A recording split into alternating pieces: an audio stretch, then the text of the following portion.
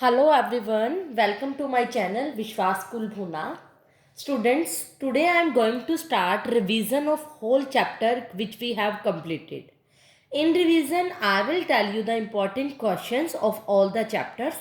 But firstly, before starting the important questions, I will tell you about the reducing and non-reducing sugar which I have told in biomolecules. Biomolecules में हमने एक topic discuss किया था कि reducing and non reducing sugar, जिसको कहा था कि मैंने एंड ऑफ द चैप्टर में आपको कवर करूँगी. तो रिड्यूसिंग शुगर क्या होता है, सबसे पहले उसको इसका एक कंसेप्ट समझिए. उस कंसेप्ट के अकॉर्डिंग मैं आपको इसके स्ट्रक्चर दिखाने वाली हूँ. ये स्ट्रक्चर मैंने दिखाए हैं, इसको मैं बाद में शो करने वाली हूँ. पहले आप कंसेप्ट समझिए रिड्यूसिंग शुगर का. आपको याद होगा रिड्यूसिंग शुगर मैंने क्या डेफिनेशन बताई थी. रिड्यूसिंग शुगर वो होती है जो रिडक्शन करती है, और याद होगा मैंने ये बताया था जो रिड्यूस्ड करती है tolerance reagent and feelings reagent को, जिनका रिडक्शन करे, जो रिड्यूस करे tolerance reagent and falling reagent को रिड्यूस करे, वो रिड्यूसिंग शुगर है. और जो रिड्यूस नहीं करती वो नॉन रिड्यूसिंग शुगर है. अब हमें कैसे पता चलेगा कि कुछ कंपाउंड्स, कुछ sugar tolerance and falling reagent को रिड्यूस कर रहे हैं? तो इसके लिए मैं आपको एक कंसेप्ट बताने वाली हूँ, एक बड़ी आसान सी ट्रिक बताने वाली हूँ. रिड्यूसिंग शुगर्स वो होते हैं जो कि हेमी एसिटल होते हैं और हेमी कीटल होते हैं. ये आप शॉर्ट में याद रख सकते हो. और हमें क्या पता चलेगा हेमी एसिटल कौन होते हैं? हेमी एसिटल वो हैं जिनके एक ही कार्बन पे H ग्रुप, OH ग्रुप और ईथर ग्रुप अटैच होगा, वो हेमी एसिटल होंगे. और जिनके एक ही कार्बन पे H ग्रुप और R ग्रुप, यार मतलब एल्काइल ग्रुप, और ईथर ग्रुप अटैच होगा, वो हेमी कीटल होंगे. फर्क सिर्फ एल्काइल और OH ग्रुप का ही है. जैसे मैं आपको अब एग्जांपल देने वाली हूँ यहाँ पर एक स्ट्रक्चर का. मैंने यहाँ ग्लूकोज के हवार्थ प्रोजेक्शन फॉर्म स्ट्रक्चर बनाई है और आपको सिखा भी चुकी हूँ. अब यहाँ देखो एक ही कार्बन पे H ग्रुप भी अटैच है, OH ग्रुप भी अटैच है, और ROR ये क्या है? ईथर है. O है, ये ईथर का है. ROR ईथर ही होता है. H भी है, OH भी है और ईथर भी है. एक ही कार्बन पे तीनों ग्रुप अटैच है, तो ये किसकी फॉर्म होगी? हेमी एसिटल की. एक शॉर्ट ट्रिक है, जो हेमी एसिटल होंगे वो कैसी शुगर होगी? Reducing sugar. इसी तरह आप एग्जांपल ले सकते हो फ्रुक्टोज का. फ्रुक्टोज के अंदर आप क्या देखोगे कि एक ही कार्बन पे OH ग्रुप भी है, O ग्रुप भी है और एल्काइल ग्रुप भी है. एल्काइल ग्रुप ही है एक तरह से, CH2 आगे फर्दर अटैच है OH से.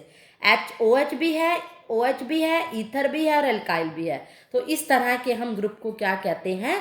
Hemy कीटल group. और हेमी एसिटल और हेमी कीटल बोथ कैसी होती हैं? Reducing sugar. तो ये भी रिड्यूसिंग शुगर है, ग्लूकोज भी एंड फ्रुक्टोज भी. बट अगर यहाँ पर मैंने क्या है, एक स्ट्रक्चर लिया है जिसमें मैंने दो ग्लूकोज के स्ट्रक्चर को आपस में बॉन्ड करवाया. ये भी ग्लूकोज का स्ट्रक्चर है और ये भी. ऐसे स्ट्रक्चर दो ले लिए और वाटर मॉलिक्यूल निकाल के OH इस तरह से लिंकेज करा दी. ये जो लिंकेज होती है ग्लाइकोसिडिक लिंकेज बोलते हैं. ये एक्चुअल में जो स्ट्रक्चर बनाया जाता है ना, डाइसैकाराइड्स में हम पढ़ते हैं इसको, लैक्टोज का, ग्लैक्टोज के, ये स्ट्रक्चर आपके सिलेबस से इस बार डिलीटेड है, इसीलिए इसका जिक्र नहीं किया. तो मैंने आपको यहाँ क्या लिया, ये भी ग्लूकोज का स्ट्रक्चर है और ये भी ग्लूकोज का स्ट्रक्चर ले लिया. लेकिन आप क्या देखने को मिला कि इस जो ग्रुप के साथ, पहले मैं इस शुगर की तरफ देखती हूँ. अगर ये मैंने शुगर देखी तो इस शुगर के साथ H ग्रुप, इस एक ही कार्बन पे H भी है, OH भी है और ईथर भी है. तो ये कैसी शुगर हो गई है? Reducing sugar. मुझे पता है ये ग्लूकोज का कौन सी यूनिट ऐसी है जिसमें रिड्यूसिंग शुगर है. लेकिन अगर मैं इस तरफ देखूं, इस पार्ट की तरफ देखती हूँ, तो इस वाले कार्बन के साथ ईथर भी है, H भी है, लेकिन OH नहीं है, ये फर्दर O से बॉन्ड बना रहा है. तो जिसके पास ये चीज़ें नहीं होती वो शुगर कैसी होती है? Non reducing sugar. तो आपको समझ में आ गया होगा कि शुगर ये एक्चुअल में क्या है, इसमें क्या है, ये रिड्यूसिंग शुगर और नॉन रिड्यूसिंग शुगर क्या होती है. तो यहाँ पर फर्क क्या है? सिर्फ जिसके पास ये पार्ट ना हो, हेमी एसिटल या हेमी कीटल फॉर्म नहीं होती, वो नॉन रिड्यूसिंग शुगर होती है. अब मैं आपको एक ट्रिक और भी बताने वाली हूँ. ये तो मैंने बता ही दिया, ये तो मेन कंसेप्ट ही एक्चुअल में. एक ट्रिक आप और लिख सकते हो कि इसके आप रिड्यूसिंग शुगर के एग्जाम्पल याद कर सकते हो. एक लाइन याद करो, माला फिरे गली गली. माला एक लड़की है जो गली गली फिरती है, वो रिड्यूसिंग शुगर है। माला माँ से माल्टोज, ला फिरे मतलब लैक्टोज, ट्रिक है, फर्स्ट वर्ड है। फिरे एफ से फ्रुक्टोज, फिरे मतलब फ्रुक्टोज। गली गली, गली एक गली है ग्लूकोज और दूसरी गली है ग्लैक्टोज। तो आप ये याद रखोगे, ये वाली जो शुगर्स होती है वो रिड्यूसिंग शुगर होती है। माला फिरे गली गली, maltose, lactose, fructose, glucose and galactose. और नॉन रिड्यूसिंग शुगर कौन सी होती है? ओनली दो, sucrose and next is raffinose. Raffinose आप ऐसे याद कर सकते हो, लास्ट लेटर इसका रोज है और इसका नोज है। रोज और नोज वाली जो शुगर है वो नॉन रिड्यूसिंग शुगर है। ट्रिक से भी बता दिया, कंसेप्ट भी बता दिया। तो अगर ये पूछा जाए कि जो ये डेफिनेशन, ये भी बता सकते हो, जिनका टॉलन रिएजेंट और फैलिंग रिएजेंट को रिड्यूस करते हैं। एक्चुअली वही रिड्यूस करते हैं जिनके पास free aldehyde and ketone group होता है, वही रिडक्शन शो करते हैं और वही रिड्यूसिंग शुगर होते हैं। मैं आपको ये भी बता दूं, इन ग्लूकोज के पास ग्लैक्टोज के स्ट्रक्चर के अंदर फ्री एल्डिहाइड और कीटोन ग्रुप होता है, इसीलिए वो फर्दर उनका रिडक्शन कर सकते हैं, रिड्यूस कर सकते हैं टॉलरेंट रिएजेंट को, और इसीलिए इसको रिड्यूसिंग शुगर कहते हैं। Now we will start the revisions from chapter number first. Revisions में मैंने आपको पहले भी बताया है, मैं ओनली इंपॉर्टेंट क्वेश्चन डिस्कस करने वाली हूँ। फर्स्टली आज मैं आपको बताऊंगी only important questions of solution chapter. Solution chapter में जो इंपॉर्टेंट क्वेश्चंस है वो है फैक्टर्स अफेक्टिंग, पहला क्वेश्चन जो है factors affecting solubility of gases and liquid के ऊपर ही है। सॉल्युबिलिटी जो मैंने बताया उसके फैक्टर्स अफेक्टिंग। सेकेंड जो फैक्टर्स अफेक्टिंग है वो है factors affecting of vapour pressure. दोनों के जो फैक्टर हैं वो बड़े ही इंपॉर्टेंट है, इसमें से क्वेश्चन आता है।